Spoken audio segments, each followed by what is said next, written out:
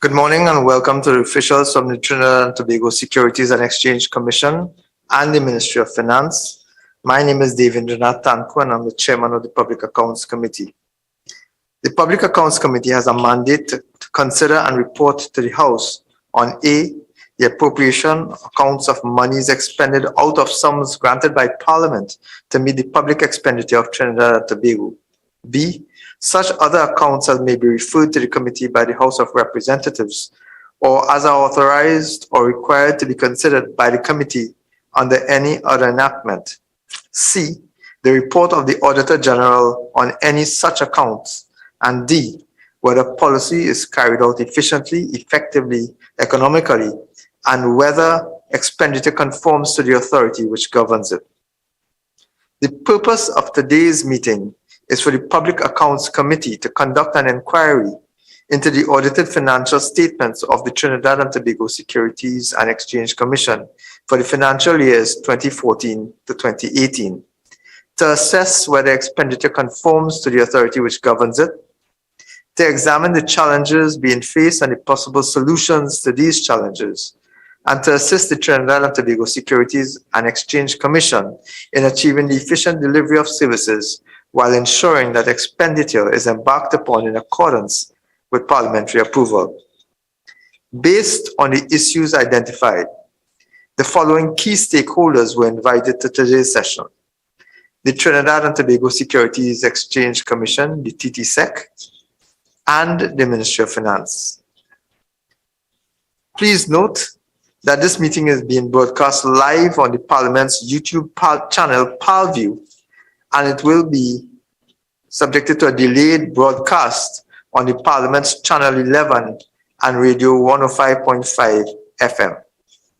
Viewers and listeners can send their comments and questions related to today's inquiry via email parl101@ttparl.com, via Facebook at facebook.com/ttparliament, via Twitter @ttparliament. Participants are advised that your microphones should remain muted until recognized by the chair. I will now invite members to introduce themselves, beginning with representatives from the Trinidad and Tobago Securities and Exchange Commission, and thereafter the Ministry of Finance. Members, Trinidad and Tobago Securities and Exchange Commission, please introduce yourselves. Good morning. Julian John. Sorry. Oh, my apologies. Allow me to ask my apologies. I missed a step. Can members of our committee please introduce themselves first? Thank you. Sorry, Chairman, I kind of got ahead of myself. Julian John, member. Sharice Prasad, member. Good morning to everybody. Good morning. Paula Gopi, school member. Good morning. Good morning, Roger Monroe, member. Brown, member. Sorry, Roger. Dr. Amory Brown, member of the committee.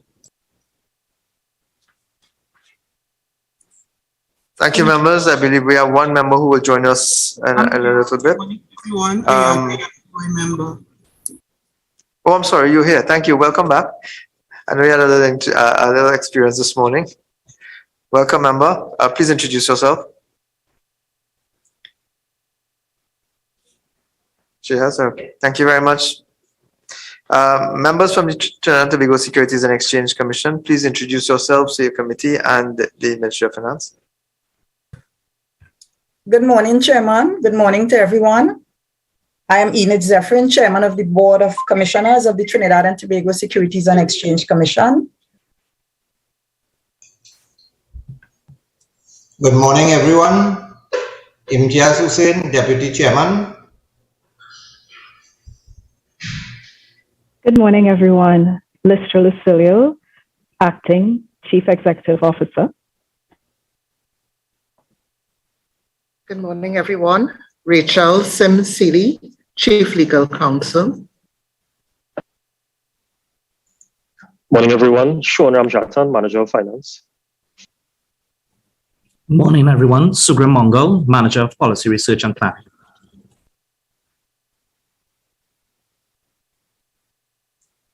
Is Ms. James with us today? From the Securities and Exchange Commission? No, Ms. James was not Okay. due to appear. Thank you. Thank you. Can we now have members of the delegation from the Ministry of Finance introduce themselves?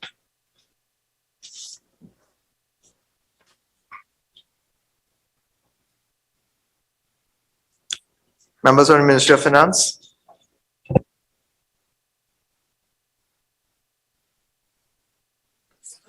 Good morning, Mr. Chairman, members of the committee. I am Suzette Leachy, Permanent Secretary, Ministry of Finance.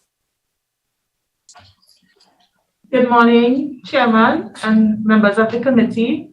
My name is Kimberly Roberts. I am an Assistant Manager, Economic Management Division, Ministry of Finance. Good morning, everyone. I'm Sarita Hariprasad, Senior Macroeconomics Analyst of the Ministry of Finance. Good morning. I am Sabji Ramsaran, Director, Economic Research and Policy Coordination, Active. Thank you, members. So if we may begin. This is a question for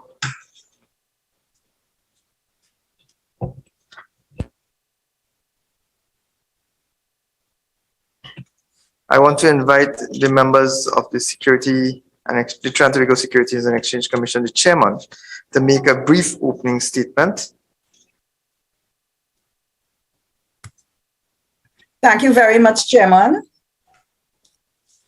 I wish to thank the committee for this opportunity to address members relative to the accounts and expenditures of the Commission over the period 2014 to 2018.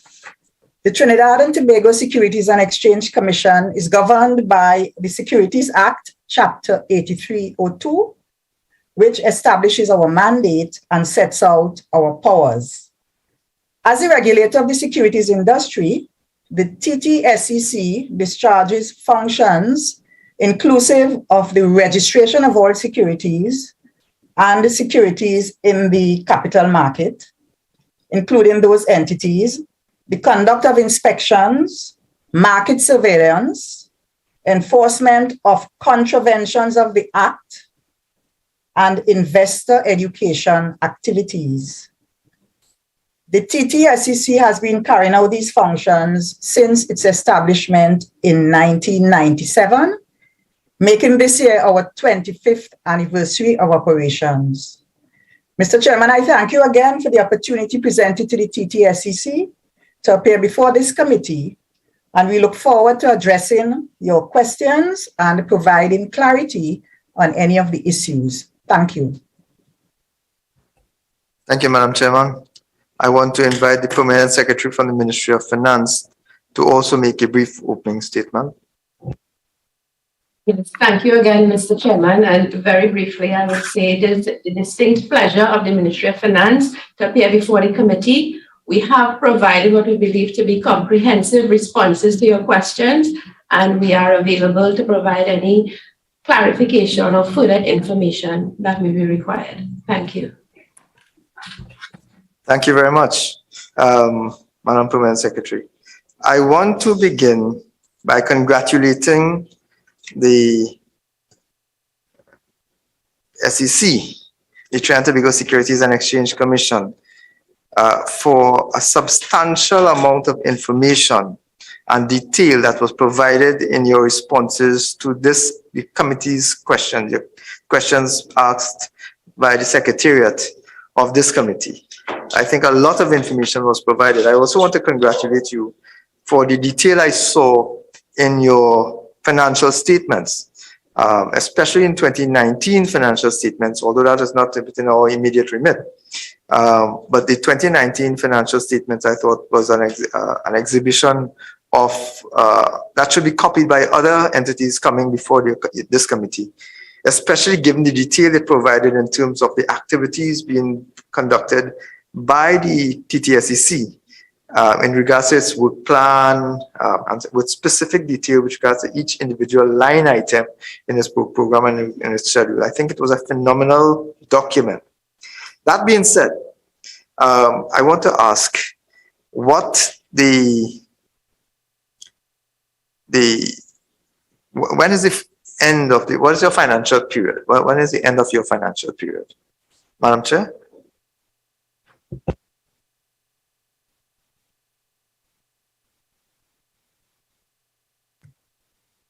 The financial period ended in December of the 2020. This current financial year ended December of 2021.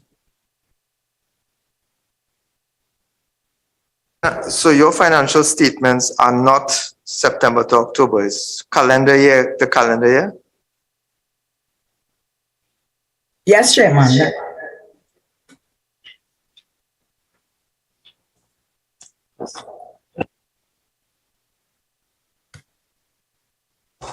Okay, then can I ask what is the status? I noticed that you've given us in your response a status for 2019 and 2020 financial years. I would like to get an idea of what is the current status of your submission for 2021.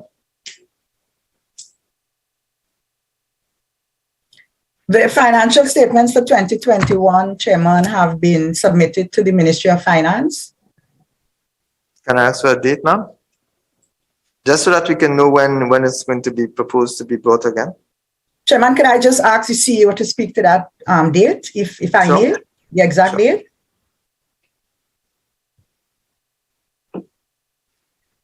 Good morning, everyone, again.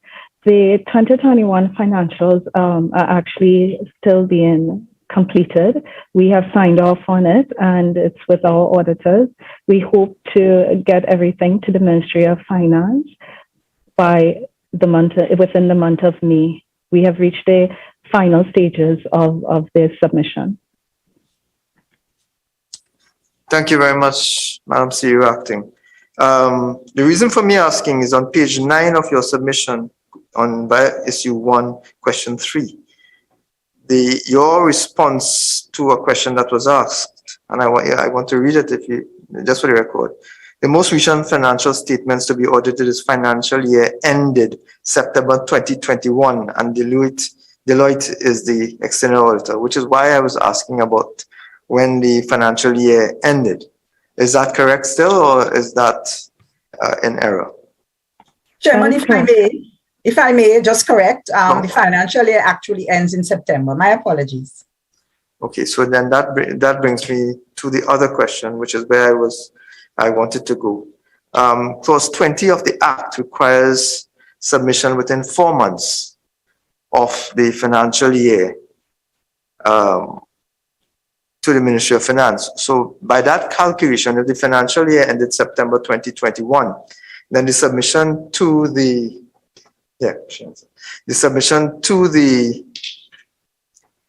Ministry should have been done at end of January 2022, and therefore the Minister should have been preparing to submit it to the Parliament at the end of this month. Can the Chairman or the Acting CEO advise why we have breached the legislation? Because we are now way past, well, we are a few months past the requirement, the statutory requirement for submission.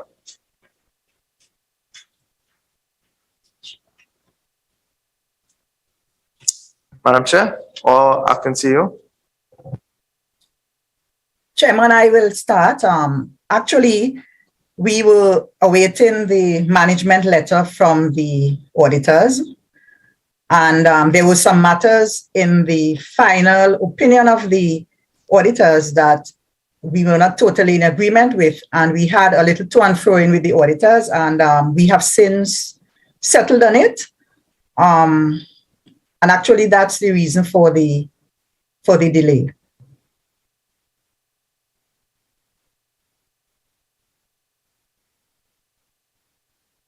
So can I take it that those matters have been resolved? They have been resolved, Chairman. Thank you very much. I open the floor to other members to ask other questions, and I will join with my questions as we go forward. Members, Public Accounts Committee.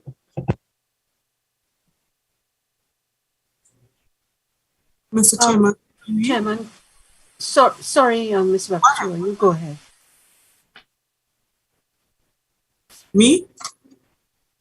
Okay, Mr. Chairman, thank you for the opportunity.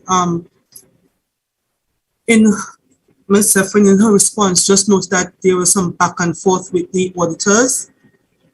Could you just clarify what were some of the issues, please?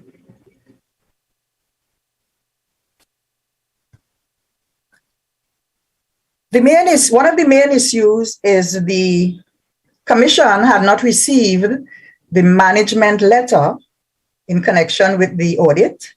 The management letter requires that the Commission makes its comments on issues identified during the audit period.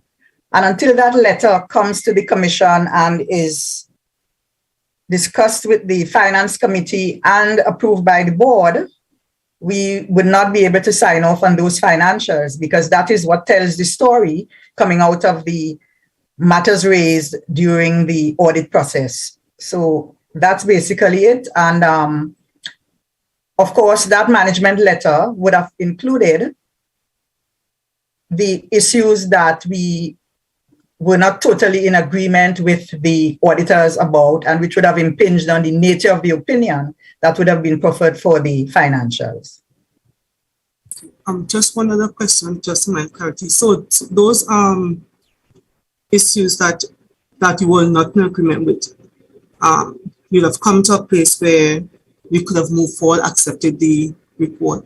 What systems would have been put in place or strategies to combat any future occurrence? Well, we have considered the reasons for the delay, member. And one of the actions we propose to take is probably to look at a change of auditors, because the plan that was to be completed in time in keeping with the statutory requirement was not met.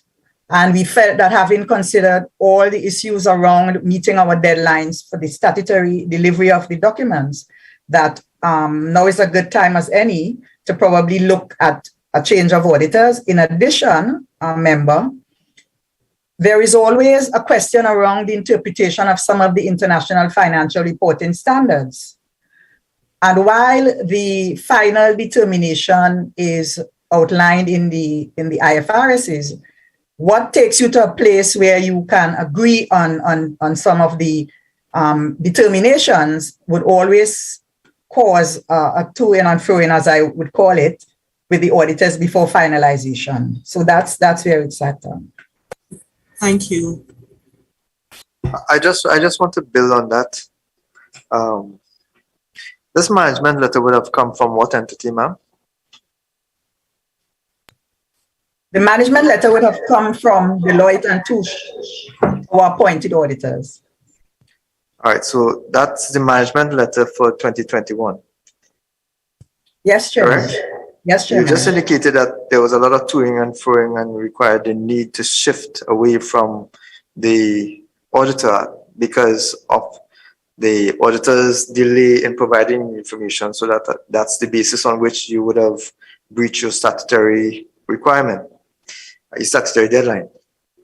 Is it that you have now moved away from Deloitte and Touche, or is it that they are still the entity that would have completed the audited statements?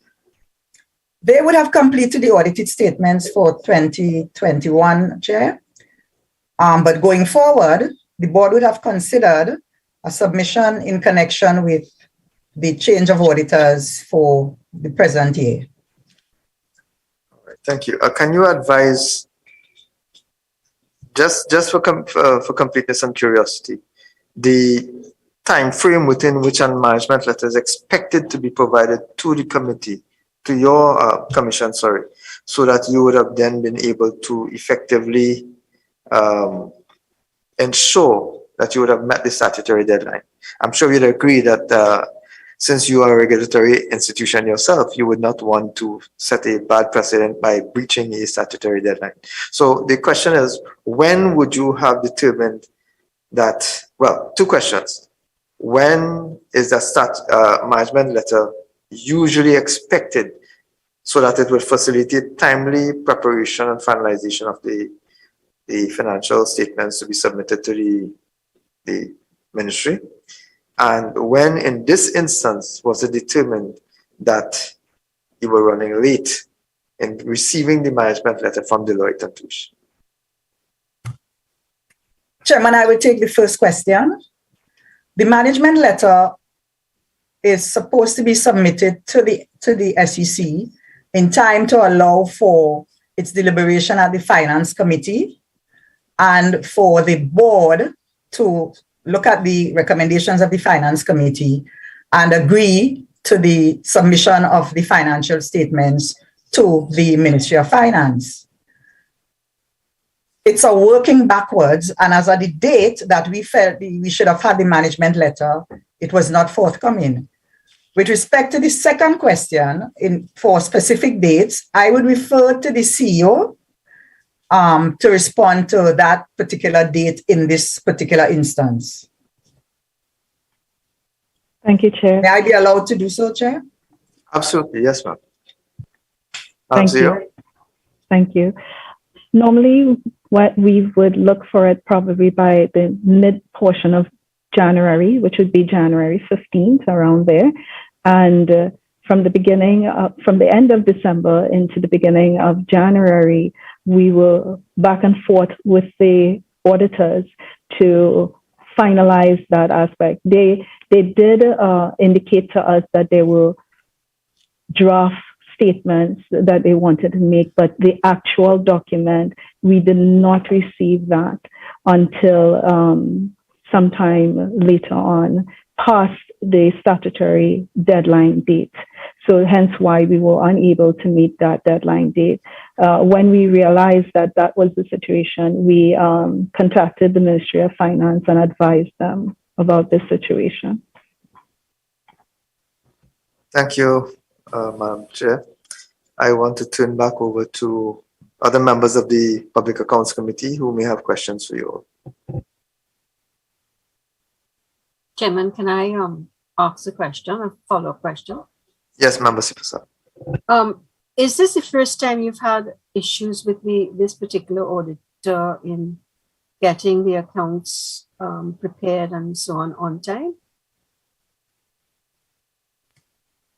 That is correct. This is the first time. This is the first time we've actually missed our statutory deadline. And did they give you a reason as to what was a reason for their delay in getting the accounts to you, knowing that you have a statutory deadline? They indicated that they had a heavy workload on their end, as well as there were things that we were discussing with them. As the chair spoke about the going back and forth, there were items where we were not in agreement, and that exchange, that consent exchange, it kept on for some time, and they were not willing to finalize anything until we came to some sort of conclusion. And even after that, it took some time on their end before we received the management letter. Okay, thank you. I just have another question on a completely different topic, which deals with your strategic plan. As a regulatory organization, I would imagine it's very important that you have a plan for the next, say, 4 or 5 years. Can you give us an indication of when you expect to complete the strat plan for 2022 to, I believe, it's 2026? Sure. Actually, we're in the final stages of completing the strat plan for 2022. We have reached the point where we have actually identified our strategic pillars as well as our objectives, and we're just fine-tuning it for presentation to the board within the next 2 months. Within the next how many months? 2 months. 2 months, yes. Great, thanks. Thank you, Chairman. CEO, based on your response just now, and based on the written response to the Public Accounts Committee Secretariat, you had opted to use an external consultant to work with the Commission on the development of that same plan. Can you advise who this external consultant was? And the second part of the question is that you had indicated that they were selected based on a tender for services. But was this a sole select tender or competitive tender?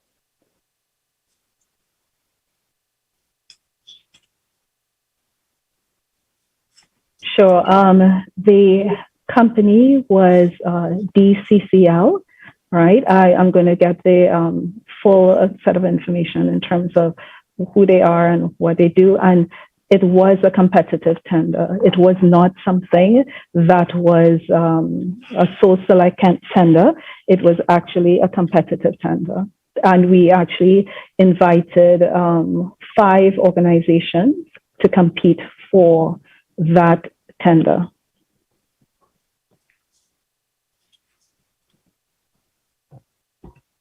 Thank you. So you invited from a selected list. How was that list identified? Developed? Okay.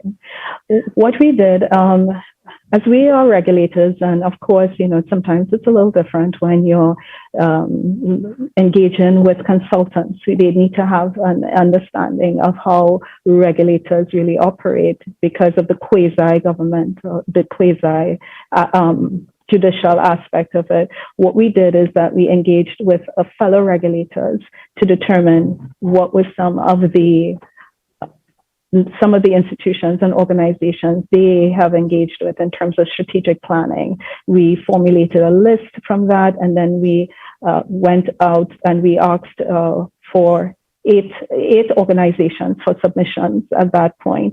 Coming out of it, we received 5 submissions, actual submissions coming in, and they were assessed by our tenders committee of our board, and the determination was made to award the tender at that point.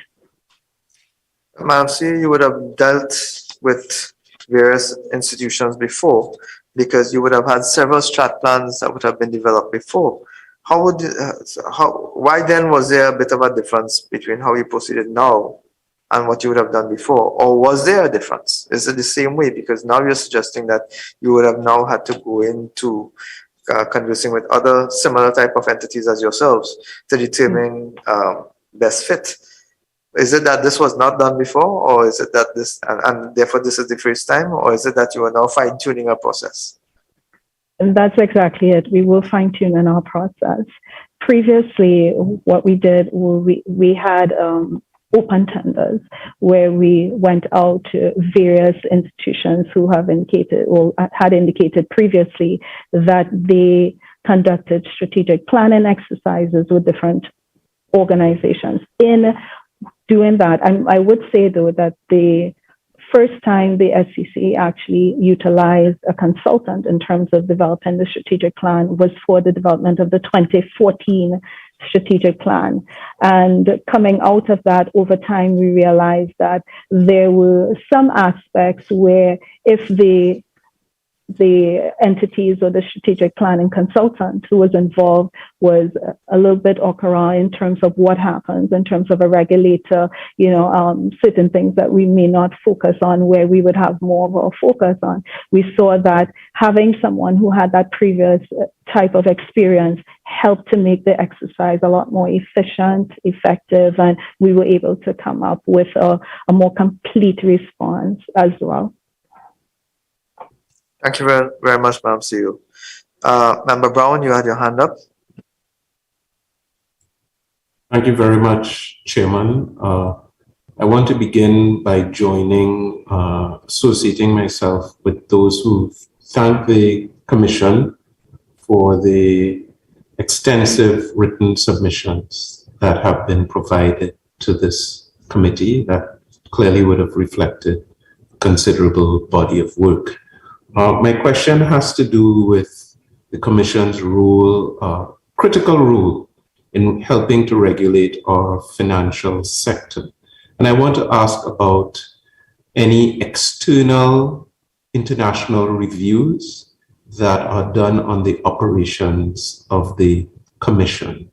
Are such reviews conducted from international agencies? If so, what is the frequency of those reviews? And if you can provide any details on the entities that would provide such reviews, who are they? Offer us a little insight into that aspect, please. Thank you. Okay, thank you, committee member. In terms of international reviews, the commission actually has been reviewed by the International Organization of Securities Regulators, which is IOSCO, and as well as the IMF, and also in terms of the U.S. Securities and Exchange Commission. We have conducted different, they have conducted different reviews on us, but normally these reviews are actually conducted based on a segment of our operations. So with the IOSCO review, IOSCO has 36 principles, right, for regulators, and 18 of those principles were reviewed by an IOSCO international team who conducted that interview, I believe, in 2015 or so. And they actually gave us a full report, and that report is available on their website. As well, we've also been reviewed by the IMF. Once again, it's based on particular things. So if it is that they came and they did a FSAP country review and they thought that there were other things they wanted to follow up with us on and do additional reviews on it and give feedback, they have conducted that as well as the US SEC has come in when we actually asked them, because of the fact that we were looking at our operations, and especially something that came out of one of the IOSCO reviews and a particular comment that was made. And we asked them to come and conduct certain reviews of those particular aspects of our operations. So one, those reviews are not conducted, let's say, on a scheduled basis in terms of annually, but they are conducted as needed. Most times it's actually initiated by the SEC. We may engage with the organization and ask them to come and do an assessment. Or sometimes we actually have, like in the case of the IMF coming to us and asking us for an update and requesting the ability to review certain aspects of our operations. Was I able to address your question? Yes, thank you very much. When last did the IMF conduct such a review, as you would have referenced?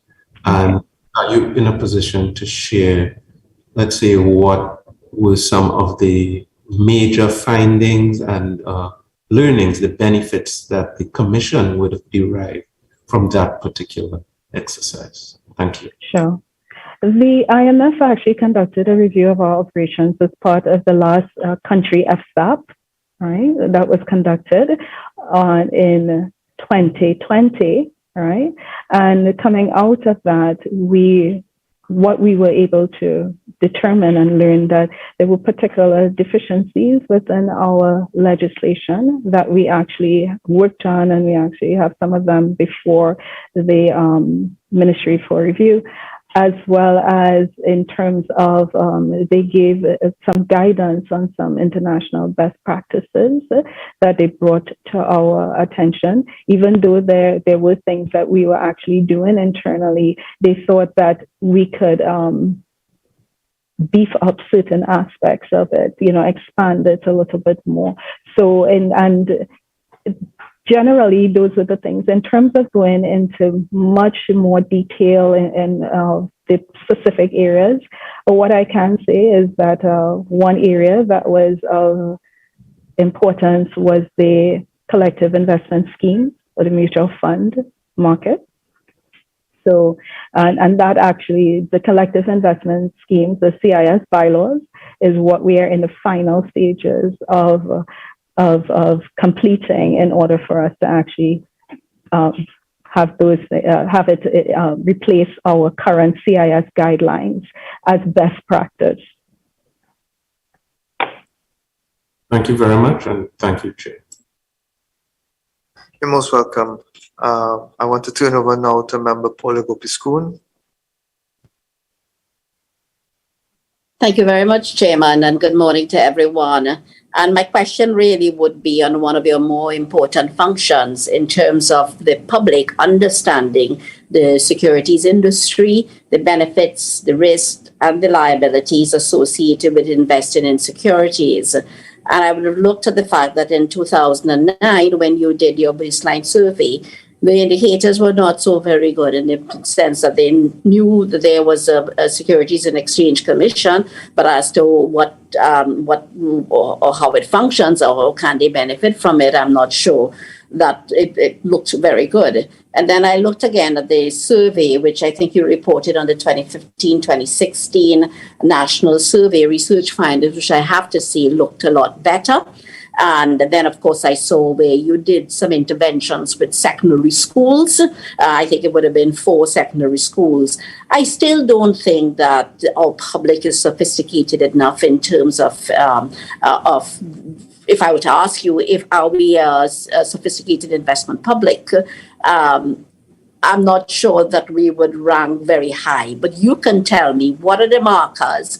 What have you been doing even during the COVID period? Because you would have been able to do many online surveys and information, webinars and so on.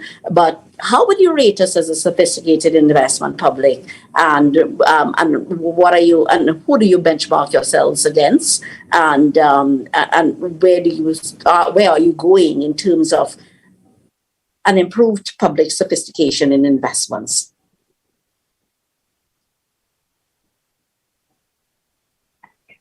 Thank you, Member. You are correct. In 2009, when we conducted that baseline survey, the results that came back, what it showed was, one, that many persons may not have been aware of the role and function of the SEC, all right? But one of the things that we would say, though, is that when we look at the investing public, there are quite a number of persons who are investors, whether they are completely aware that they are investors or not. So sometimes what happens is that you have a situation where, let's say with mutual funds, persons invest in it, but in their view, they're not totally thinking of it as an investment. We found when we conduct our surveys and we go out and we have our interactions, that persons almost align that to some sort of, long-term savings. All right. And that is how they've seen it. What we have done is that throughout the time, we have partnered with the National Financial Literacy Program, with the other regulators, as to build persons' understanding of of investing and the financial sector on a whole. In addition to that, we have also launched our online free investing course that we always promote, and that we ask persons to go on and actually partake in the course, and persons get an online certificate for participation at the end of the completion of the actual course. In addition to that, we partnered with the Ministry of Education, where we developed an actual manual, right, as well for students, business students, as well as a manual for the teachers to conduct training in terms of when they are interacting with the business students. So we have done that, and we have also, you're right, in terms of increasing the webinars. In fact, one of the things that we did in 2020 in the midst of the pandemic is that we created an online as well as a TV type advertisement speaking to persons about understanding what you're getting into and understanding investments. In fact, when we did that at that point in time, because of the proliferation of the different types of schemes that were happening internationally as well, because of the fact that we have to understand whether we live in an international environment, and sometimes people pick up on different things that are happening abroad.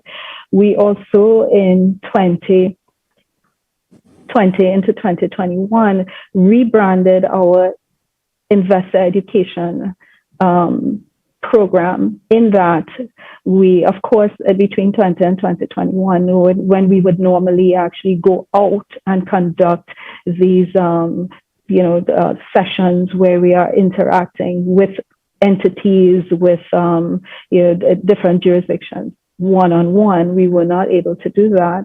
So we actually took the opportunity at that point in time and we conducted surveys to determine what persons' understanding was, and we rebranded the investor education program so that it would be simpler. Because sometimes, persons, when they consider finance and investing, they almost see it as if it's something that it's not very simple to understand. And sometimes all you have to do is ask very basic questions for you to know what are some of the things that are, make sense or probably it's something of concern.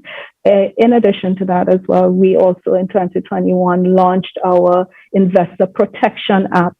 So even if persons are concerned about something being offered to them, but they aren't too sure about it, we launched the app because of the fact that we saw at that point in time in terms of the numbers of or the percentage of the population actually online interacting on social media, so that they would get an opportunity to utilize the app. The app might be something that's a little easier. We say it like this, you need to meet people where they are. So we use the app to allow persons to engage directly with the SEC to probably submit a complaint, or if it is that they come across something that they think is some sort of scheme, that they can actually provide a tip to the SEC at that point, or even just ask us questions for us to be able to respond to that. So we have done quite a lot, and we are actually right now working on a revision of that survey, that national survey that we conducted, to see what were the results of it and what came out of it. In terms of who we will probably align ourselves or compare against, regionally, we would look at some of the larger markets, probably like Jamaica, and see what's happening there as well in terms of their investment product. They invest in public. And internationally, of course, because of the fact that we're part of the greater Latin American area, we will position ourselves or look at how we are performing within the Americas itself. How do we stand up in terms of the understanding of our investors? So again, I ask you the question, if I were to ask you on a scale of 1 to 10, how sophisticated are we in Trinidad and Tobago as an investment public? Which is an indictment on you, it depends on how it goes, but what would you say? Well, I would say that in terms of an investment public, there are quite a number of people who invest, right? So I would say probably you're looking at about 8.5, 9, somewhere, because of the number of persons that actually engage in investing in some form. On the other hand, if it is that they actually consider themselves investors instead of, some long-term savings type of vehicle, that they may think of it, I would say it's probably closer to about 6.57 in terms of their understanding. And that's why we took the approach that we did in terms of raising persons' understanding of investing, as well as what their roles and responsibilities will be in terms of investing. Quite high, but I have not seen that reflected in some of the material that you've submitted. But I'm going to look at it closely, and I'm sure that I can encourage the committee, the Public Accounts Committee, to write to you again on this particular matter. In the second round, I want to come back to you on examination of some of the underwriters and issuers and so on. So I'd come back to that, but I would allow my colleagues to go ahead. Thank you. Thank you. Before we go to Member Webster Roy, I just want to pick up on something that this Madam CEO just raised with regards to the app. So I went on to your app last night. This is the TTSEC Investor Protection mobile application.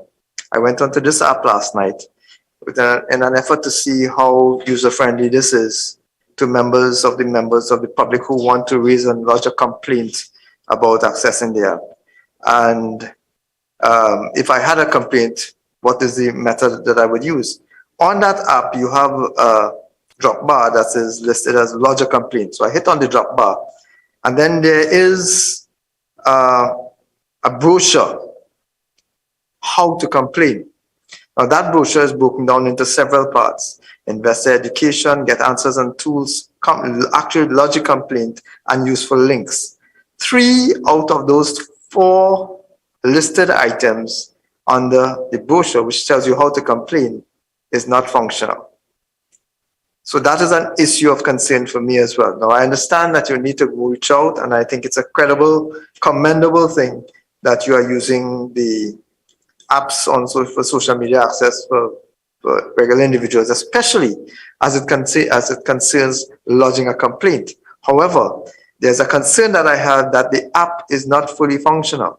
Specifically, the methodology of how to complain is, and the section that deals with information to investors, to educate them on some of the very things that you raised earlier, which is that persons may be involved in investing in mutual funds and not necessarily know that they are investors, and not necessarily know what the requirements and protections that they may have access to, what they are. Those are the very same things that are not functional as at last night, and I just checked again as at today at 11:17 a.m. Wednesday, April 27th. So it is something that you would need to consider.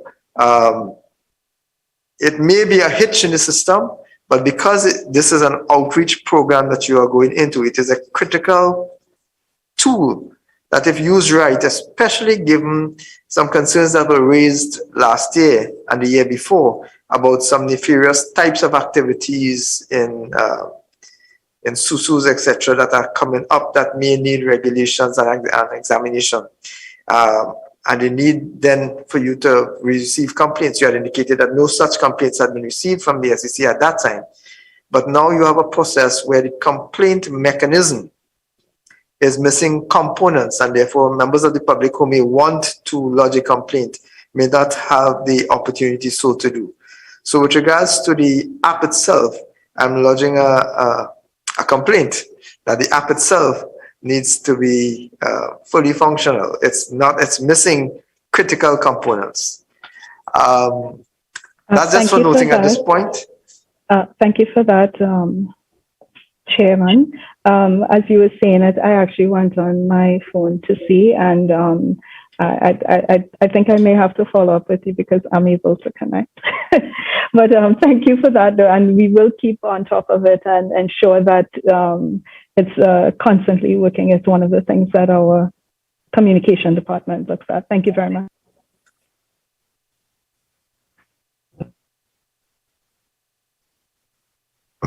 Thank you. Member Webster, you had your hand up previously.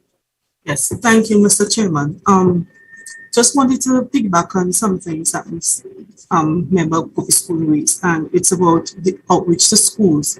You have noted that you distributed manuals to schools, and I wanted to ensure that schools in Tobago were indeed included, and the outreach and that outreach is actually happening in Tobago.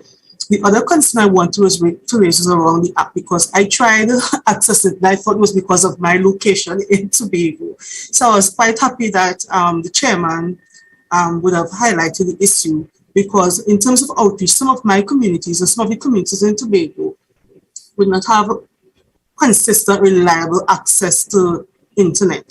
So if we are going to ensure we have an educated public, we have to find other ways of reaching them and getting the information to them.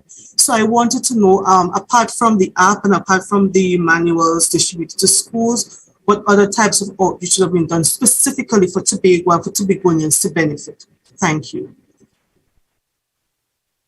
Before you answer, Madam Chair, I am also a member of Parliament for an area that's substantially rural. And therefore, I think your question, Member Webster, is valid too. a large part of Trinidad and Tobago as well. So we would really want to hear from the SEC how they propose to reach out to those areas that do not really have easily accessible Wi-Fi and so on.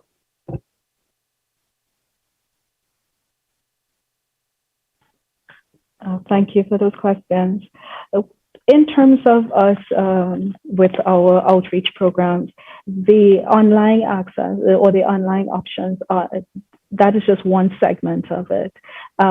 Just to respond concerning the manuals for the students, those are actually distributed throughout Trinidad and Tobago. As I said, we interacted with the Ministry of Education, so we partnered with them in terms of getting everything out and actually conducting training sessions with the teachers. So we did a teach the teacher sessions where we actually were able to increase some of their knowledge and abilities in terms of the securities industry. In terms of outreach sessions with Tobago in particular, we partner with the THA in terms of the National Financial Literacy Program. And that is what we do, as well as whenever we conduct any updates or any interviews, we also do it with TV5 as well. So we are available, and we also conduct in-person sessions in Tobago. So whenever let's say we're going throughout the country conducting outreach sessions, we actually would go in the major areas, North, South Central, and Tobago. So it's always part of our outreach program. In terms of with rural areas, and that's the thing about it, is that sometimes it's actually easier to get in contact or be able to communicate with persons in rural areas online, right, than it is to actually physically go there. But what we do is that when we are conducting outreach sessions, we ensure that before we even reach there, we engage with the communities, so the community officers, to ensure that we are, for persons within and around the area, if they want to come in person, they can actually come in person to our outreach sessions.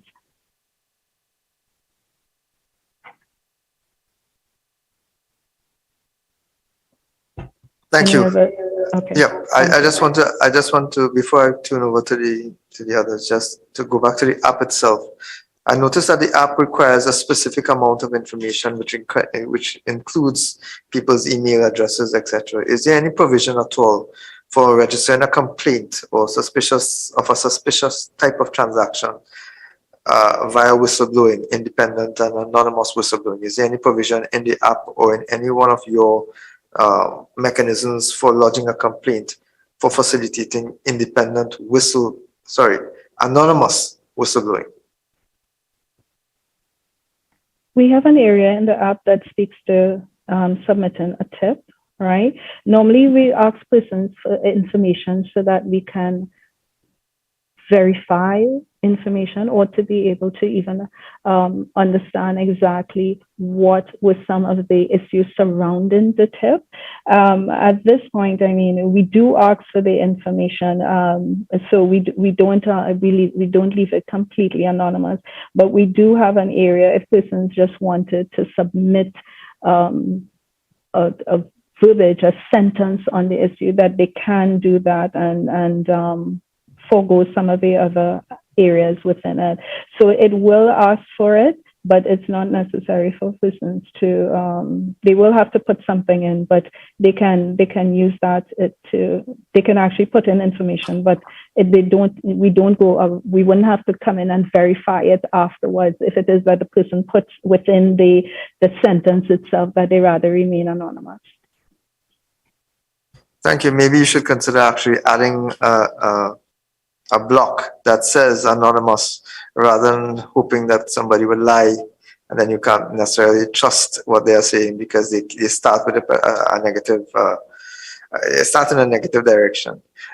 Member Julian John, you wanted to wade in at this point? Yes, Chairman, thank you. I just wanted to expand on a query raised by Member Gopi Schoon.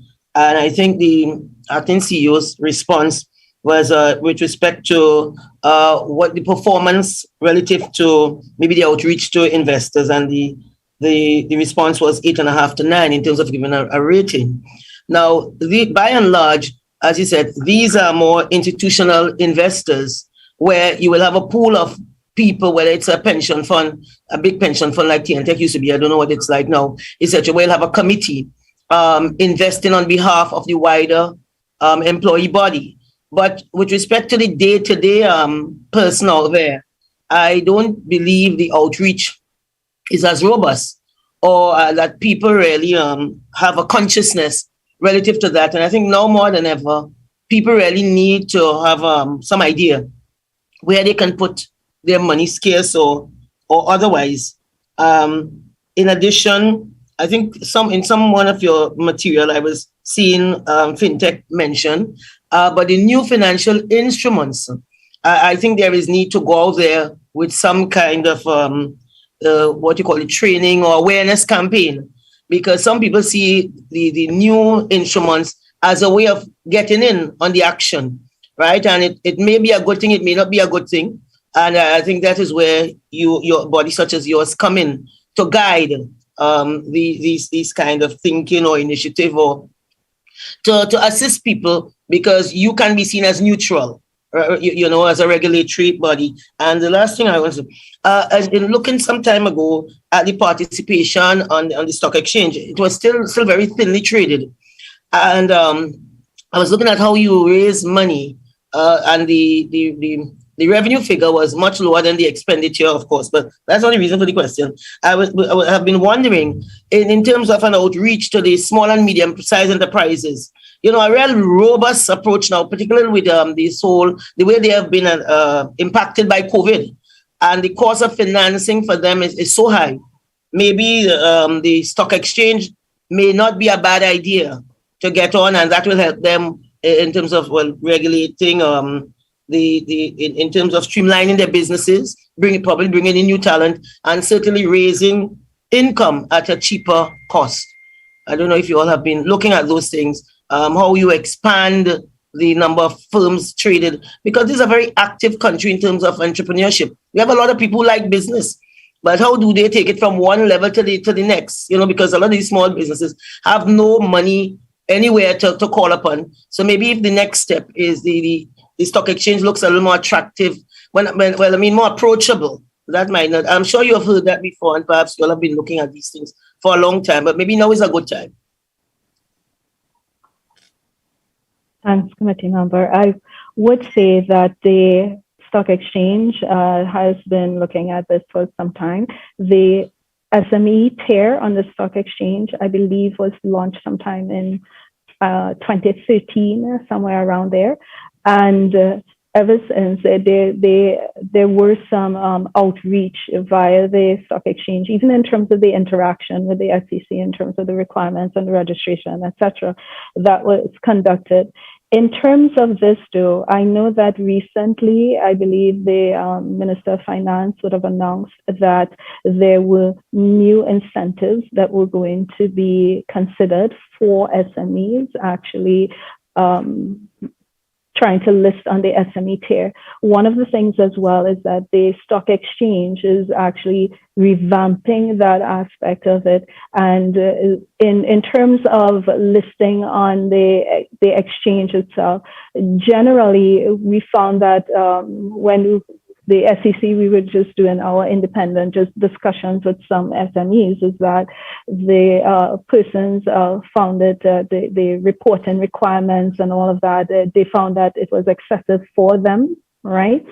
And they were considering alternative forms of financing, which were and are available as well. But in terms of the development of the SME tier, one of the things is that the stock exchange is also engaging the different SMEs in terms of having someone to actually tutor them through it.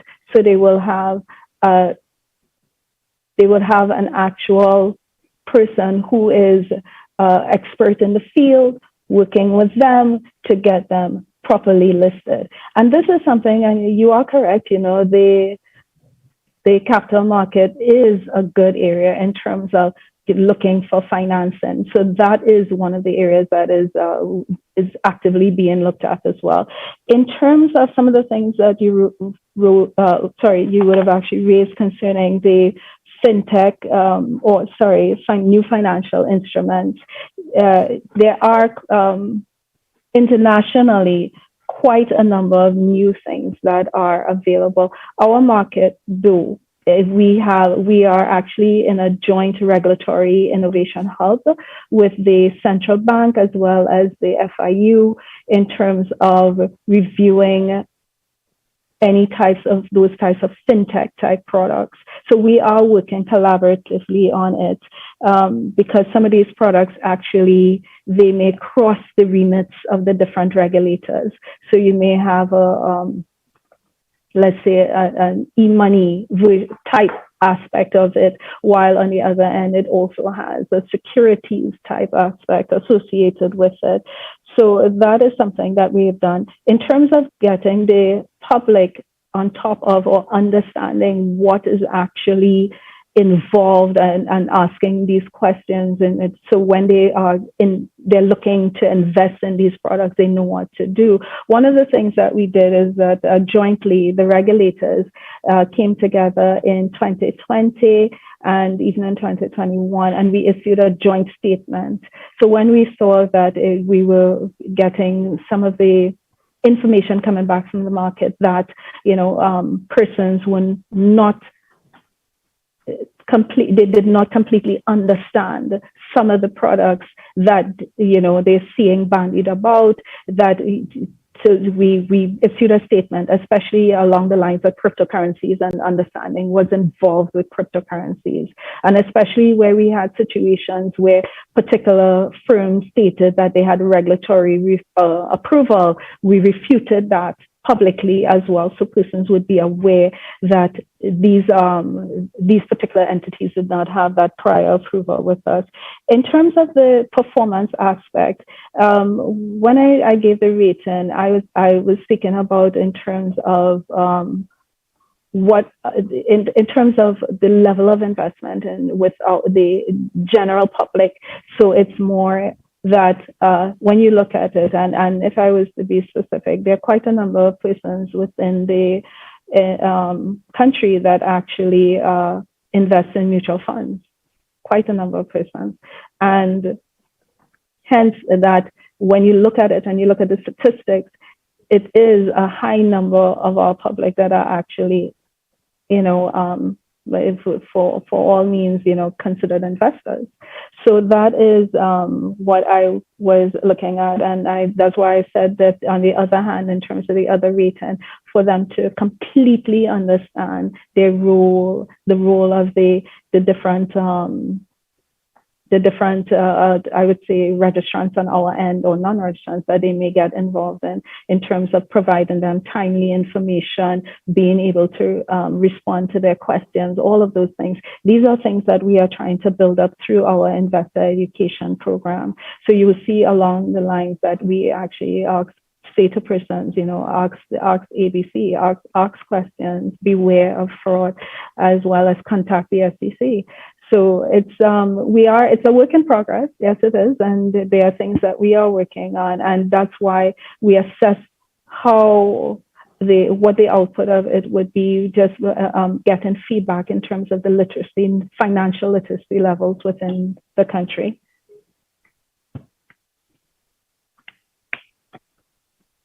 Member, does that fully answer your question? Okay, thank you. I see Member Amy Brown has his hand up. Member Brown. Thank you, Chairman. I'm glad the acting CEO made reference to collaboration, because that frames my next question. We would be aware that the Commission has counterparts, I'm using that word very broadly, in neighboring states within our region. And I'm interested in getting a perspective from any of the officers appearing before us today as to the degree of collaboration, partnership, communication, interaction with other similar regulatory bodies within CARICOM and within the Latin American and Caribbean region. That's one part of the question. And the other is, to what extent does the Commission see itself as a part of and relevant to the development of a regional economy, the concept of a regional economy within the Caribbean? So I'm open to your responses. Thank you, Chair.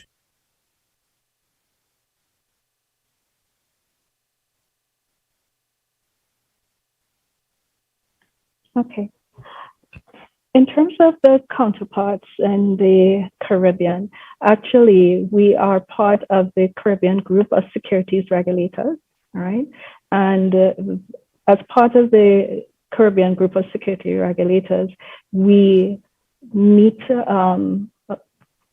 probably quarterly, annually, as well as we have separate specialized committees within the Caribbean group of securities regulators. So in terms of interacting and sharing of information in terms of regulatory updates, some of the things that are actually happening within the region, this is something that we actually collaborate quite a lot with the members of the CGSR. In fact, because of our as being part of that group, we do have the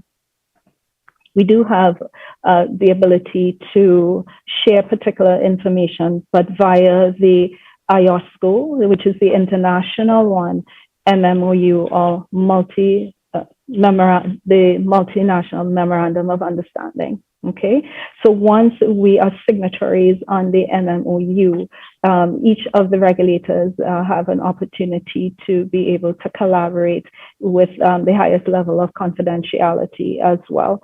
So we do collaborate with our Latin America as well as the General Americas region via the MMOU, the IOSCO, the international one.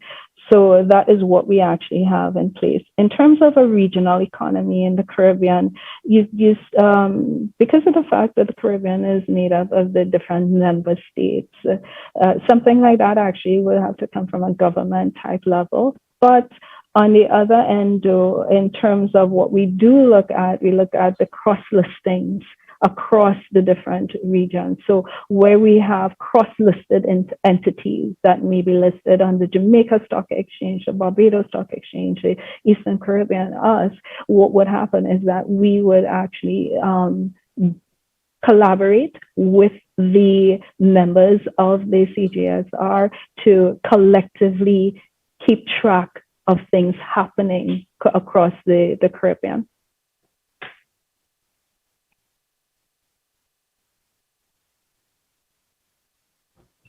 Thank you, ma'am. I turn over now to Member C. Prasad. Thank you, Chairman. If I could go back to the investor education training issue. My understanding of the level of investor sophistication in the country is somewhat different from the CEOs. I don't think, while people may invest or save in mutual funds, I'm not convinced that they totally understand how to evaluate the performance of a mutual fund, when to get in, when to get out, what are the fees, how to read the fine print, etc. And I'm concerned about the rollout of your investor education program. And is it really reaching and providing the level of information and training that is really required for people to be critically thinking investors? Let me put it that way. As well as rolling it out to the schools, because that's where it should start. the children should have an understanding of investment and savings and, not only work, but get your money to work for you, etc. I don't know if the CEO can speak to that and give us any stats or any other statistics that she may have that could speak to those issues, because I think it's very critical if we want to grow our investing public and have them really understand what investing is all about. Thank you. And you are right in terms of the persons investing, but yet their understanding. I believe that was one of the things that I said. People invest, but it seems as if they're treating it like a long-term savings in that way. And that is why one of the things that we do in terms of the investor education program, what we actually started to have discussions with SDAT, the Securities Dealers Association of Trinidad and Tobago, in terms of the SEC's website and information being made available on their websites. So it's not because I think sometimes what persons would need to see is when they have the regulator actually being present in some form. And that is what we are attempting to do, to be there in some form on their website, so that if persons are looking to invest, they can actually click on the SEC's website and get more information concerning that. In terms of the statistics and where we're at, if you don't mind, I would like to get that. I'd like to put that together and send you a package. I don't have the exact numbers in front of me right now, but we will be able to provide the statistics associated with that. Thank you. I just have one follow-up, Chairman, if that's okay.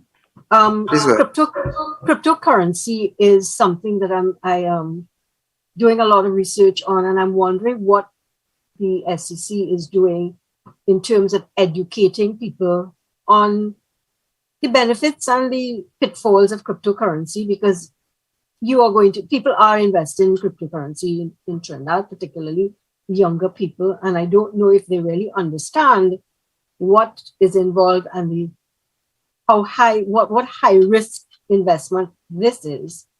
While people talk about gains, there's also a lot of losses and that kind of thing. And we probably will get companies wanting to list on our stock exchange who are involved in cryptocurrency mining and so on. And I'm wondering what steps in terms of education, rollout, and that kind of thing that the SEC is doing. Thank you, Chairman. Thank you again. Cryptocurrencies are, I guess, they're the new and bandied about product right now in terms of persons seeing what may be happening internationally and generally persons may be interested in it. But you are correct in terms of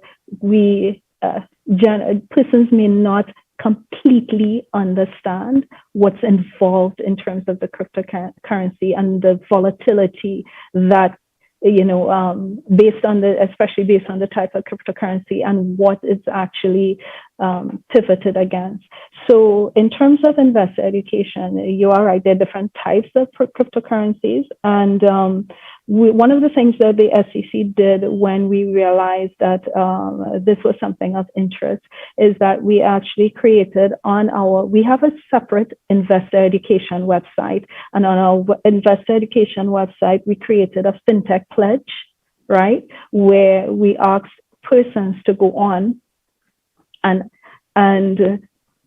basically there were just general overarching high level areas concerning fintech, period, including cryptocurrency, where we it was a survey and we asked persons, what is your understanding of this? Do you understand this, that, and the other? And basically at the end of it, it was for persons to pledge to the fact that before you get into investing, you should do some research, understand it, ask the different questions where you didn't understand certain things. Sometimes you have to get investment advice from persons. So those are things that we have been looking at collectively, though, with the other regulators. This is something that actually came up as part of our joint regulatory fintech committee in terms of the mining, as well as in terms of cryptocurrencies. And we have identified it on our agenda for further collaboration with the other regulators concerning it. And why? Because once again, some of these products really, they're beyond just investment products, and persons have to understand what it is that they're getting involved in.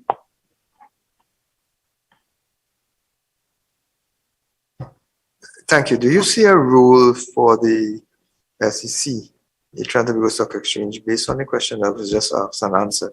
Do you see a more definitive role as a regulatory body in terms of dealing with the pitfalls and the pros and cons of this cryptocurrency and this fintech program generally? Do you see a rule? I know you see a rule for yourself with regards to fintech generally, but do you see a specific rule for in the realm of the cryptocurrency?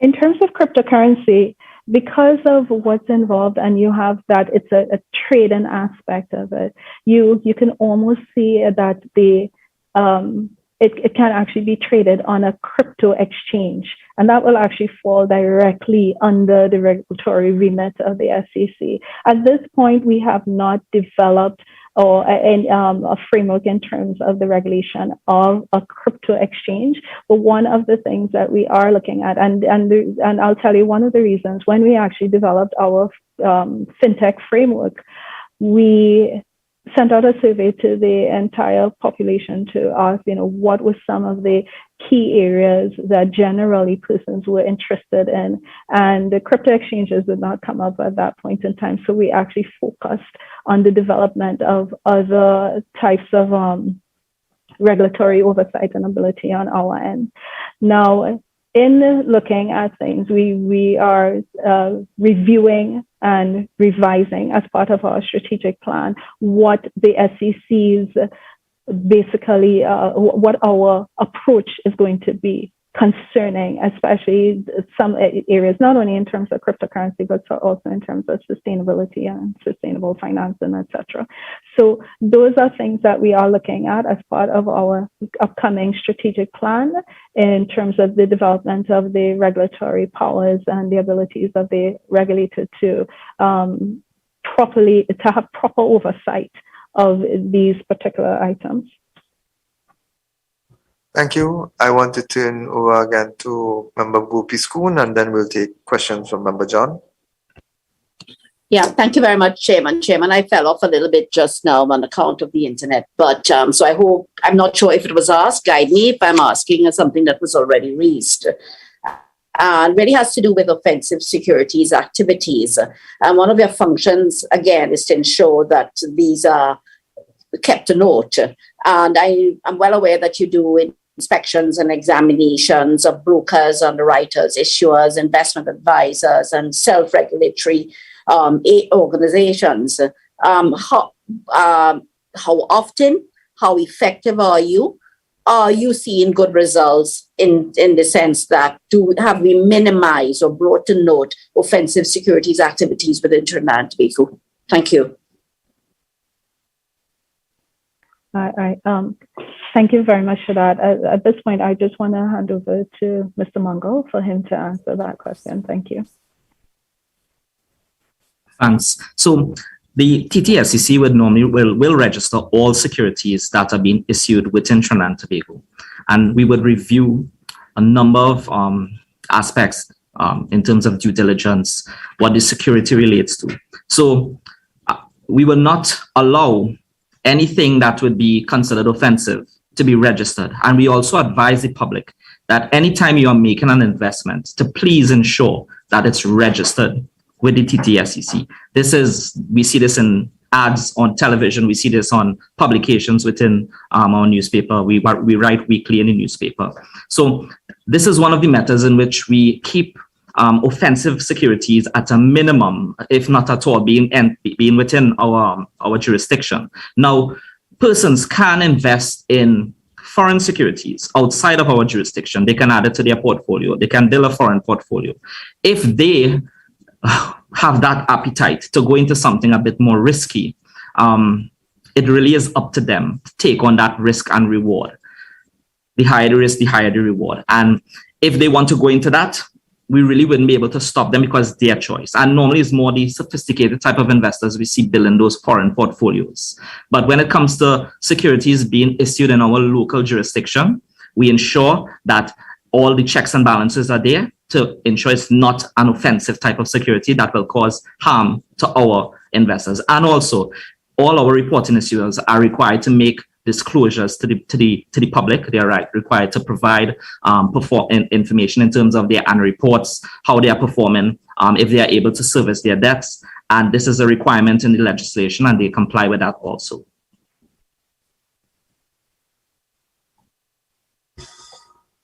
Sorry, Thank I'm you not very hearing much. you. Thank you very much. Sorry, can I have? Yes, please. Yes, please. Yeah, you said that there are a number of entities that these entities are required to register with you, but notwithstanding being registered, I understand that you will continue to make your examinations and inspections. You are required to do that because these entities may register in the first case. How do you monitor to ensure that these offensive security activities are kept to note? Oh, so I'm thinking that there's a monitoring function as well. Yes, there is a monitoring function. So it starts from the point of registration and disclosure. That's one of the aspects. Then anything that is registered, any company, broker-dealer, investment advisor, underwriter, they are subject to compliance reviews, inspections. We adopt a risk-based approach to conducting these examinations in that we put the effort behind the entities that are higher risk, and to ensure that we dedicate the resources appropriately. These examinations go into the prudential aspect of the organization. They go into AML, CFT, corporate governance to ensure that the organizations are operating efficiently. They are in compliance with all the requirements within the legislation, our governing legislation, including AML, CFT. And we also have a certain amount of surveillance which goes across the stock exchange, and we have off-site monitoring that happens in terms of keeping our pulse in terms of how the market is operating, in terms of their governance structures, in terms of their going concern. So do you have a department? You have an enforcement division also? Yes. Inspectors? Yes, so there's a separate department. How many persons are involved in that activity? So there's a separate department for compliance and inspections. There are 9 persons within that department. There's a separate department within the legal for enforcement. There's a separate department for surveillance. So these are different functions within the commission. Okay. And what action is taken against these offensive activities? So whenever reviews are done and we find breaches of the legislation, this is forwarded to our legal department and the enforcement section within that. And the enforcement department will look at the type of breach, they would look at the penalty to apply, and they will proceed with that in terms of liaising with the organization, looking at what was the offense or the breach, and applying the relevant penalty. And you're satisfied that the action taken is on time and effective? Yes, we have it's now we don't really take a lot of time in terms of conducting the review and passing it on to the legal department. That happens very quickly because we are constant communication between the departments. So when there's a breach, that is forwarded to the enforcement department, who will action that immediately. And action is taken immediately. Now, would you have a role with the Fair Trading Commission in terms of ensuring that there are no unfair or improper practices relating to insider trading, etc.? How do you work closely with them? Yes. I will pass that on to the CLC. Rachel. Thank you. Good morning, committee. The commission, it does liaise with the Fair Trading Commission. Our role with them is more in cases of takeovers and mergers and so forth, not generally with respect to insider trading. So if there's any sort of amalgamation, takeover, merger, the Fair Trading Commission will liaise with us to ensure that there's compliance with the takeover bylaws and other relevant provisions within the Securities. Okay, let me ask you one more question. I don't want to take up too much time, but you talked about mergers and acquisitions and so on. Are these published? Yes, once it depends on the target. Once the target is a company that is listed, then the provisions of our takeover bylaws would kick in, so to speak. And in that case, what we seek to ensure in those bylaws is that all investors are treated fairly and equally. And there would be publication of certain, not every single thing, but there are certain things that are required to be published so that all investors are operating on an equal playing field. But so it's not every single merger that we regulate or takeover.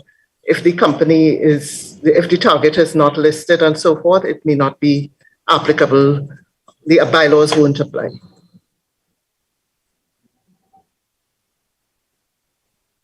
Does that answer your question?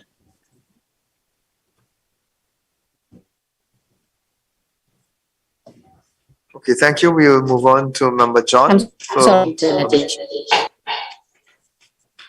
Member John? Chairman.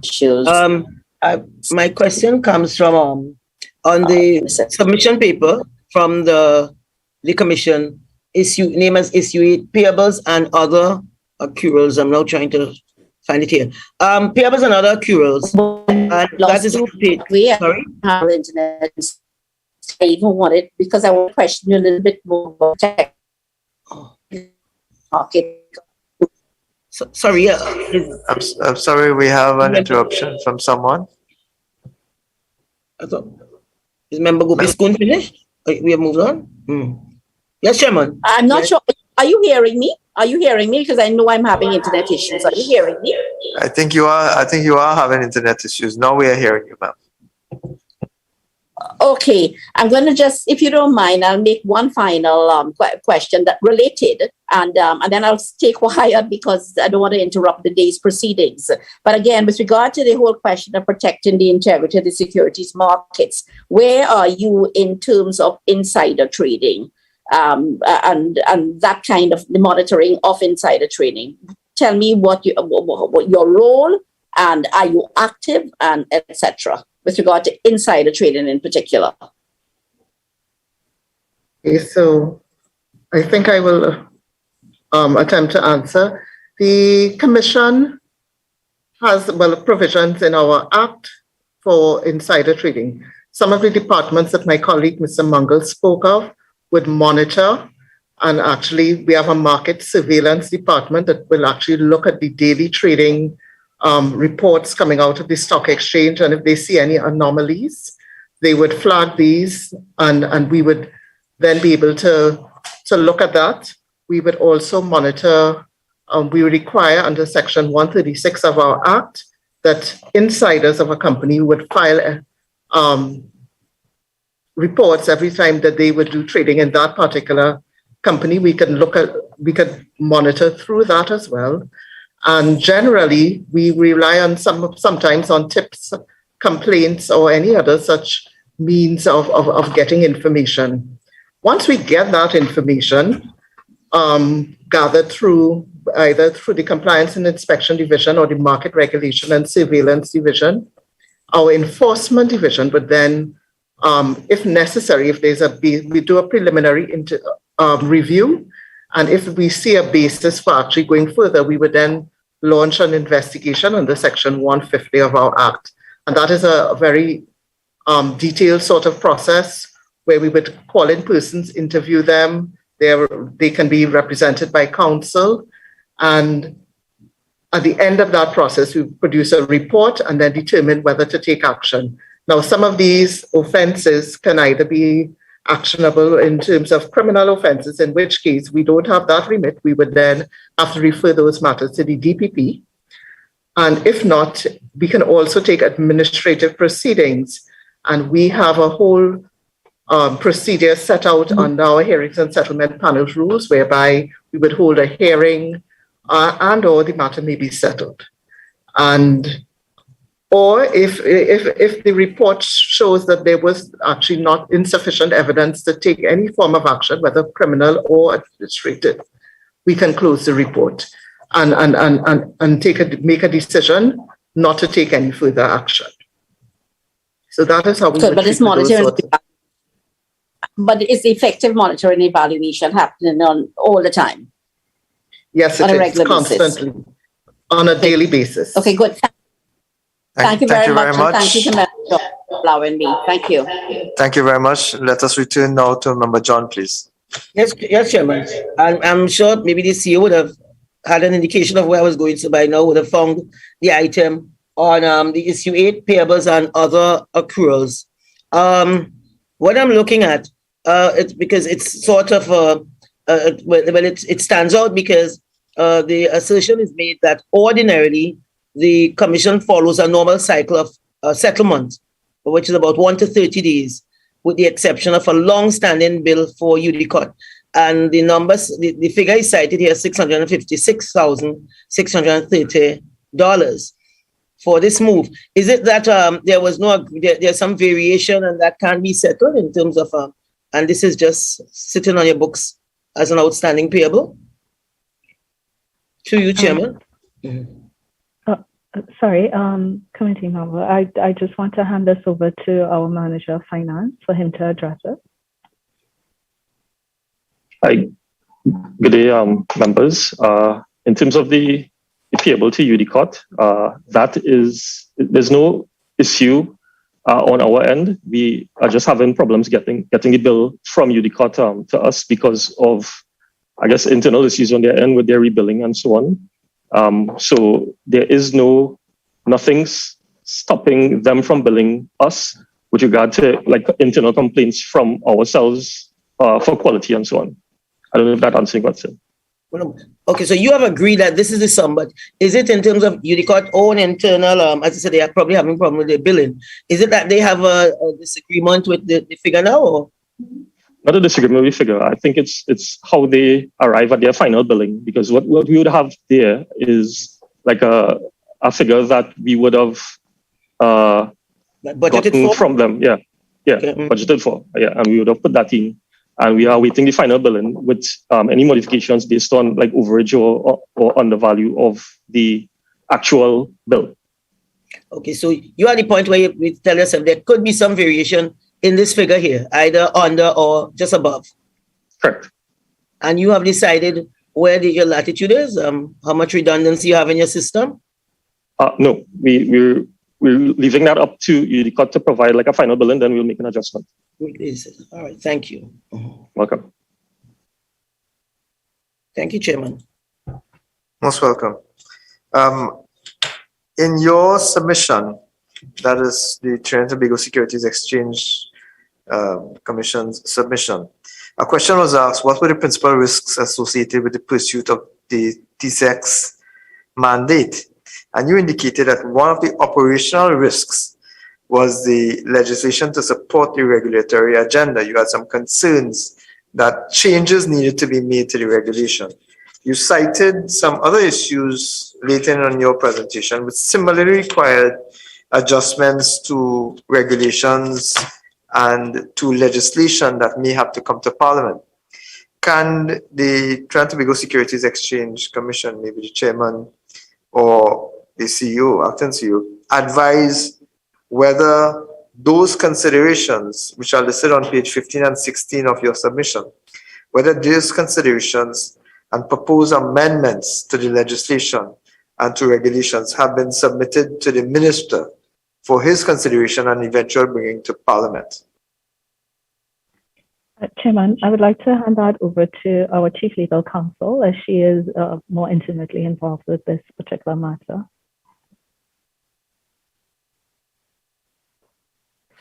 Yes, Chairman. So our legislative process is set out in our Act, and it does require us to submit all legislative changes to the Minister of Finance in terms of bylaws or guidelines.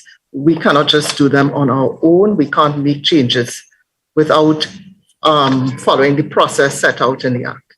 That process involves public consultation, and the Minister and the Ministry will review to ensure that the legislation is fit and proper for purpose. And we have one piece of legislation that is far advanced and that we are hoping to have laid in Parliament soon. It is that is the Collective Investment Scheme bylaws. It has gone through numerous stages of public consultation and being reviewed by the Ministry of Finance. Most of the legislation that we have in train has been submitted to the Ministry. We have a few pieces that we want to submit within the next few months, though. And what we would like to see, though, is that if there could be, I would say, the whole process, which is set out in the legislation, if it could be shortened, and if certain aspects of those changes, which are probably a little more operational, if they can be done via giving us a rule-making power. So that is what we had in mind in terms of perhaps speeding up or making the process a little bit more efficient. But as it is now, we do have, we get good feedback from the Ministry, and once we submit something, we are in touch directly with the Ministry and senior officers within the Ministry. And that is basically the process. And of course, as I said, public consultation involved as well. Does that answer your question, Chair? It does. It does. It suggests that things are actually in process for treating with the operational risk issue that you had identified in your submission. Another one of the issues that you also identified was that there was a significant increase in funds held under cash at the bank during the period 2015 to 2018. You explained that that was funds being held for the purpose of acquiring a building as a home for the Trinidad and Tobago Securities and Exchange Commission.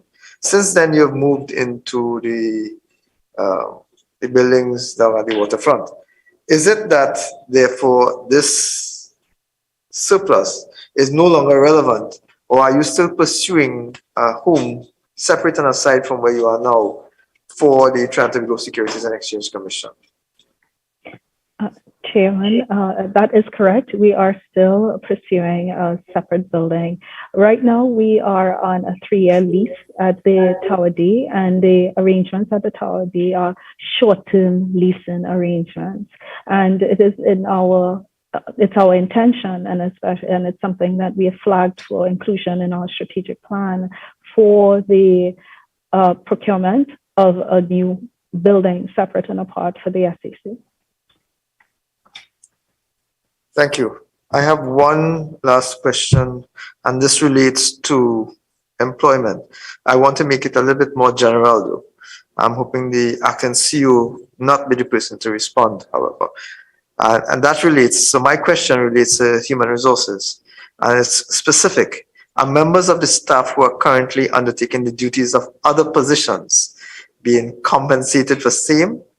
Have these positions been advertised, and if yet, when is the expected date for those positions to be filled? I am speaking specifically about the position of the CEO, but there may be other similar type of positions or similar level positions, well, not similar level, but similar types of positions in which persons have been acting. So I would want to hand that to the chair to answer, if you don't mind, Madam Speaker. What is the delay in the employment of a full-time? We have an acting CEO who has been acting now for almost 2 years. Has any procedure been undertaken to have that post properly filled? And if so, what is the status that we are in at this point? Thank you for the question, Chairman. At present, the position of the CEO, the filling of the position of the CEO on a permanent basis is engaging the attention of the Human Resource Committee of the board. During the last term of the board, a process was engaged. We did engage a process, to have the position filled, but the commission on its own cannot fill the position without the agreement of the Minister of Finance in keeping with the Act. The directive given to the commission was that we should revisit the process used back then and go out to have this re-advertised. I don't know if the Ministry of Finance can throw any additional light on that, but that's where we are at the moment. In keeping with that instruction, the HR committee of the board is looking at revisiting a process to have the position filled in short order. If I may ask the Ministry of Finance to shed some further light. Madam Permanent Secretary. Chairman, I am unable to provide additional information on that issue. I believe the issue was that we would want to see that the process or be satisfied that the process was fairly transparent and broad-based. So that has gone back to the SEC, and we wait the further communication on the matter from them. All right, but you will be aware that we now have an acting CEO. So we have a deputy CEO and a CEO as the same person, but in the organizational structure, both of those positions had substantial roles and functions to fill. And therefore we have one person doing both. There's an absence necessarily, unfortunately, of some level of check and balance.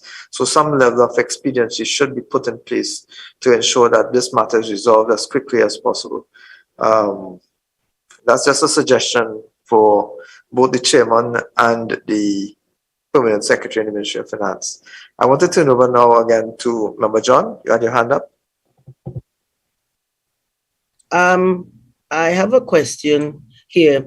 There are some of the state agencies, by reason of their borrowings, they attract the attention of the SEC.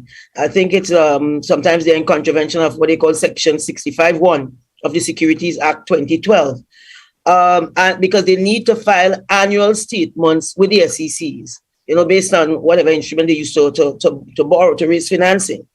And some of these things, when the SEC finds, it's very punitive. And I want to know, do we know the amount of state companies as it is who are in contravention of this, and if there are any outstanding, and basically what latitude is given to state companies to pay these fees or these fines, as it were? Member John, I'll answer that question. You are correct. There are quite a few state enterprises that are in breach of the filing requirements in Section 65 and a few other sections. That would arise when they file their annual reports and other related financial statements past the due date. They incur a fine of $1,000 a day for each day that these documents remain outstanding. That is set out in our Act. What we do is, we notify all such companies of the breach. We would then seek to hold meetings with them and enter into settlement discussions. Most of these matters are in fact settled, and they therefore would not pay the full amount of the penalties for the outstanding filing. In a few instances where the matters are not settled, they're referred to our hearings process. We would have either a pre-hearing conference or full hearing, which is public, where they would then set out whatever mitigating factors may have led to them being late in their filings. And then the panel would take those into consideration and make in most instances, a reduced of a reduced penalty or fine for the late filing. And because we are well aware that in a few instances, it may be a case that the entities were awaiting the Auditor General. And so therefore, I wouldn't say it would be completely beyond their control, but their act required them to await the audit of the Auditor General. And so we would take all of those factors into consideration, and we would then treat with it accordingly and apply whatever appropriate reductions in the penalties. And that is done through the Commission's hearings process. Does that answer you? Well, but you have a lot of state companies not complying, so therefore, this fee is just going up because the penalty is fixed in law. Yes, it is fixed in law, but what we on our board, in an attempt to look at this problem, we have looked at it at the board level. There was a paper done last year, and what we really were seeking to do is to see how we can perhaps intervene and assist where possible in having greater compliance by some of the state enterprises with respect to the filings. Those recommendations are actually in train, and we expect to be having discussions with the Ministry of Finance and in turn, who will in turn assist by discussing with the various line ministries to really see how we can alleviate the problem at a higher level, because some of those problems may involve collaboration and coordination of a number of different ministries in order to really resolve. We can only, in the short term, I think we have in the past done moratoriums.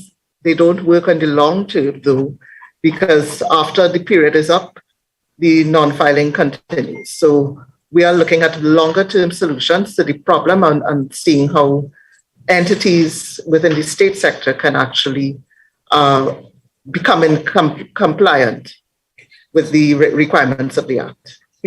I don't know how many state companies really have been audited by the Auditor General now, because generally you can go to your board and get the approval, and I know that this is done, to go out and really seek the services of the private firms, as it were, and this is approved. It's generally approved by the Auditor General. So I mean, you will know better than me whether this is really the sticking point, because if they don't file with the SEC, this impacts their ability to borrow further, or even their credit rating, etc. So this is a major problem. So I don't know if it's possible, if one could put, I don't know if you have the names now or the number of these companies in your possession now, but if not, if one can, I can, to the chairman, ask that we have a submission of these companies, as it were, and maybe what is outstanding, the names of the companies and what is outstanding and for how long outstanding. Member John, we would certainly seek to provide that information. I don't have it on my with me right now. And yes, you are correct. No, many of them do not need to file to be audited by the Auditor General. Seek to get that information for the committee's consideration. Thank you. Thank you. Thank you, Chairman. Thank you. Members, can you advise, to the Securities and Exchange Commission delegation, can you advise whether or not the projected date of completion for the procurement framework is still December 2022? Is that still in play? That is correct for our internal procurement framework, yes. May I ask, given that this legislation has been in effect for quite a while, and it is only the regulations for operation that was outstanding, why is it that we still have several months to go before the Securities and Exchange, Tobago Securities and Exchange Commission is properly ready for the implementation of the procurement framework? Why is it that it has taken so long? Actually, we have been preparing for this for the last 3 years now, and we have actually filled the position of a procurement officer for the last 2.5 years. And we have had extensive discussions with the Office of the Procurement Regulator on items. The reason why we stated that at the end of the year that we would have that final document is because we actually broke it up into phases and segments, and we have actually completed particular phases already, and we seek the guidance of the OPR in terms of finalizing some of these things. But we have been reviewing even our internal processes and the way that we would do things, and have seek to put things in place in order for us to be fully compliant when the entire act has been proclaimed. All right, thank you. Are there any other questions from any of my other colleagues from the Accounts Committee, from the Public Accounts Committee? Member Webster Roy?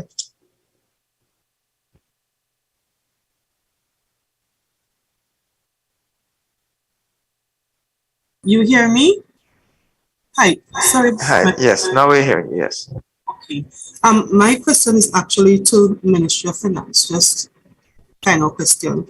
How do you think the Ministry of Finance can assist the SEC in improving its overall performance and meeting its statutory requirements?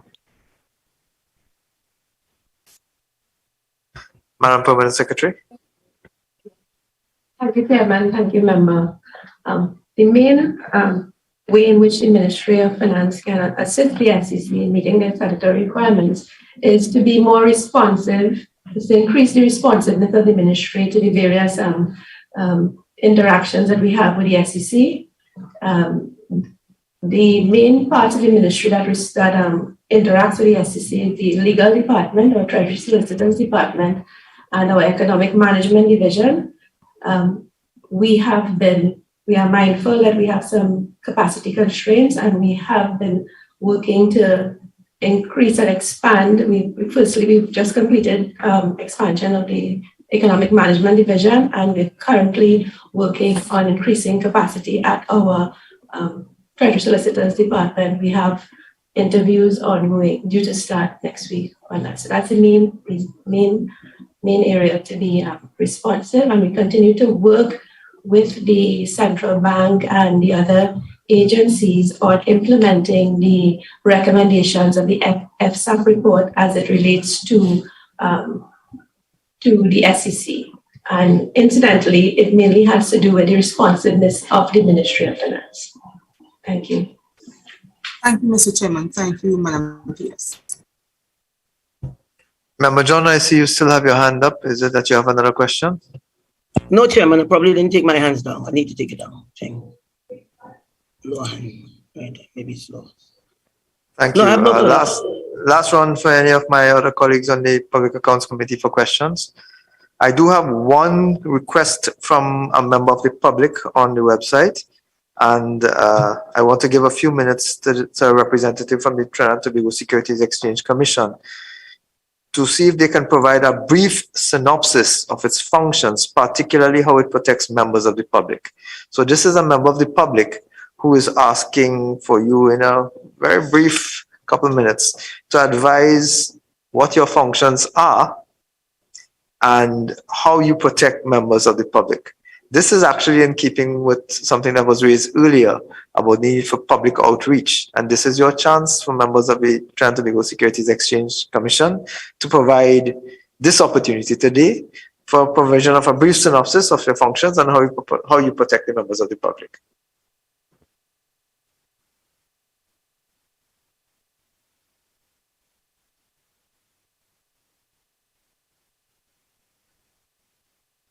Madam Chairman or Madam CEO? Chairman, may I just set the stage for that response, because this is a moment we don't want to miss. And I want to start by saying that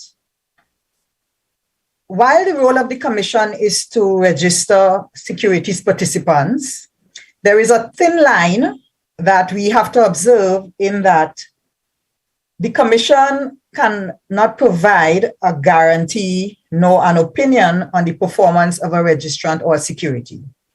So that's a given. We are not allowed to do that in law. What we find is that a number of investors sometimes will come to the Commission and say that I would have invested in X and the return has not been good, I've lost my money and so on. But the risk that an investor wants to take has to be based on the investor's risk appetite, and the commission cannot control an investor's appetite. What we can do is, before the security comes to market, we will do whatever we can by way of due diligence, ensuring it's fit for purpose, ensuring that the registrants meet all the requirements in law to put this security in the market. I just wanted to say that because it's an issue that has come to the commission many times, and it's expected that we will be able to give advice to individual investors. Invest in this, don't invest in that, but that is not really the mandate of the commission. So I just wanted to set that framework and probably hand over this to the CEO to further speak about or enhance her discussion on the investor outreach. Thank you, Chairman. In terms of what the SEC would do, we are a disclosure-based regulator. So when we actually assess the submissions coming into us, and what we look at it would be ongoing disclosure. That means that the persons who are investing in these types of products, they are given enough information in enough time to be able to make a wise choice and decisions.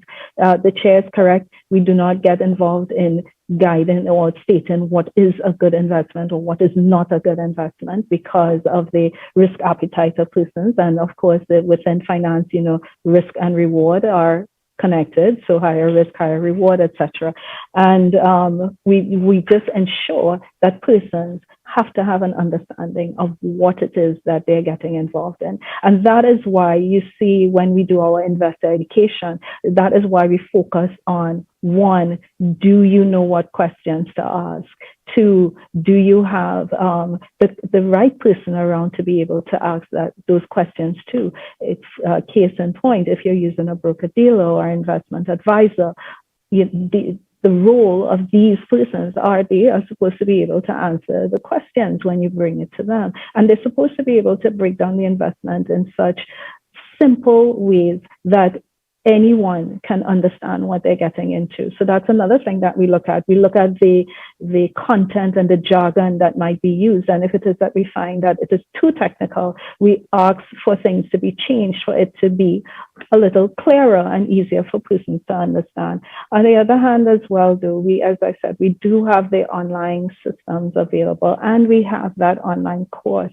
And I would suggest anyone who wants to get into investing, take a look at that online course on our investor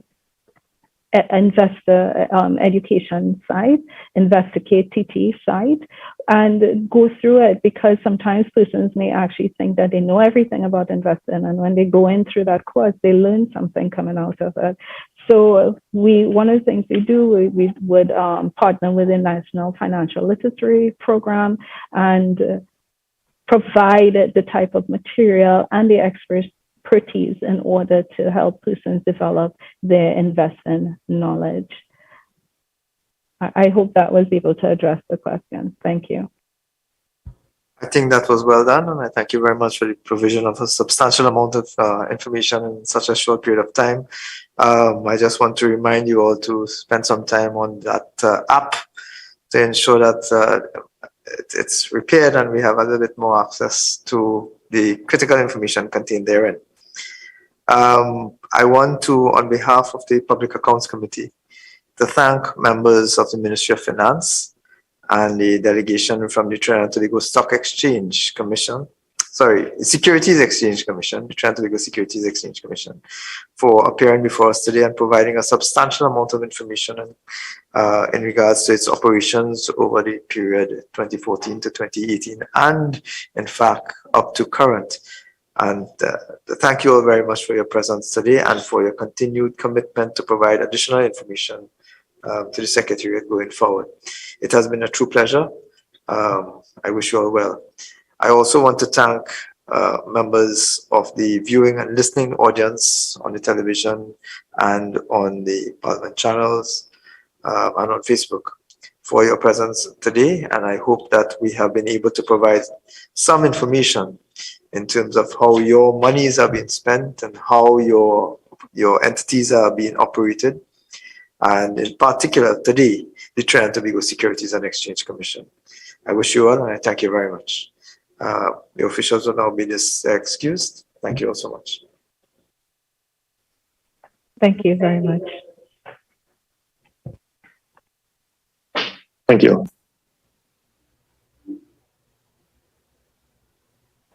Thank you. Thank you.